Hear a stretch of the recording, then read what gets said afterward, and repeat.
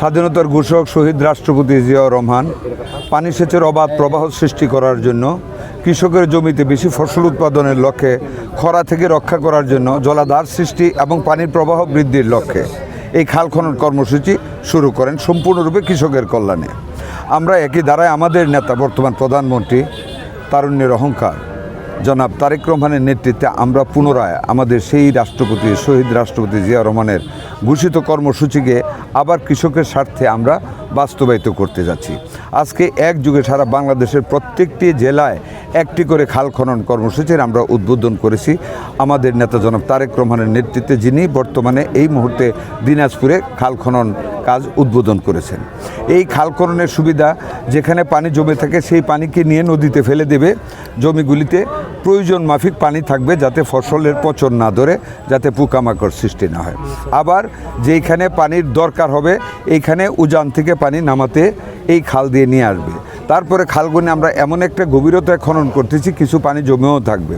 প্রয়োজনে কৃষকরা এই খালের পানি সেচের মাধ্যমে তাদের জ্বালা যে রোপণ করে ধানের চারা, ওইটাও পানি সেচ করে তারা রোপণ করতে পারবে, ছিটাতে পারবে, এই কাজটা করতে পারবে। কিছু খরার দিনে পানি ছিটাতে পারবে, এই কাজগুলি করতে। সামগ্রিকভাবে এই খাল খনন কর্মসূচি কৃষির সেচ কাজে যেভাবে ব্যবহৃত হবে, এতে আমাদের সম্মানিত কৃষকগণ যাদের মেরুদণ্ডের পরিশ্রমের উপর, যাদের কায়িক পরিশ্রমের উপর বাংলাদেশের অর্থনীতি নির্ভর করে, তাদের সমূহ উপকার হবে। শুধু এইটা না, আমরা খাল খননের পাশাপাশি এই গ্রাম অঞ্চল এলাকায় আমাদের সকল নারী পুরুষের জন্য আমরা অনেক কর্মসূচি নিচ্ছি।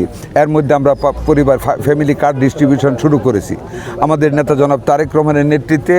আমরা আগামী মাসের মধ্যে আমাদের ফার্মার্স কার্ড বিতরণ শুরু হবে এবং জুন মাসের শেষ নাগাদ আমরা পাইলট স্কিমে আমরা হেলথ কার্ড দেওয়া শুরু করব। 10,000 টাকা পর্যন্ত কৃষকের ঋণ এবং তৎসহ তাদের যে সুদ হয়েছে সেইটা আমরা সম্পূর্ণরূপে মাফ করে দিচ্ছি।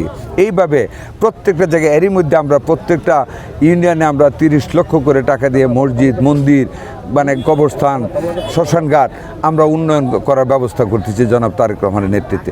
সার্বিকভাবে আমরা দেশে একটা চাঞ্চল্যের কর্মধারার সৃষ্টি করেছি।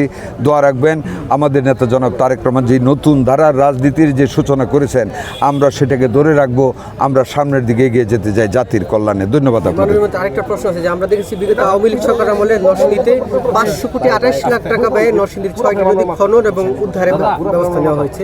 সেগুলি আসলে জনগণের দাবি যে খুব কাজে আসেনি। এই খাল খনন কর্মসূচি কি কাজে আসবে কিনা বা ব্যয় কেমন হবে? অপেক্ষা করুন, আমরা খাল খনন করতেছি, বর্ষাকালেই দেখবেন খাল খনন কর্মসূচি 100% কাজে আসবে ইনশাল্লাহ। অতীতে কী হয়েছে সেটা নিয়ে আমি সমালোচনা করতে চাই না। We want to do the best for the people, এবং সেটি আমরা শুরু করেছি। এর মধ্যে আমরা অনেকগুলি করে ফেলেছি ইনশাল্লাহ। এই খাল খননও সে কাজে আসবে। এটা লোক দেখানো না, এটা জনগণের রিয়েল কাজে আসবে। এই মাঠে ফসল হয় না, পানি জমে থাকে, কৃষক দেরিতে লাগাতে হয়, এতে হিজাগুড়ি ছোটো পরে বড় হয় না, পর্যাপ্ত সময় পর্যাপ্ত পানি পায় না, আবার যেই সময় দরকার না এই সময় বেশি পানি থাকবে। আগামী বর্ষা সিজনে এসে দেখবেন এই খাল দিয়ে কীভাবে পানি যায় ইনশাল্লাহ। দোয়া রাখবেন। আল্লাহ হাফেজ। আবার কিসে ফুটেজ?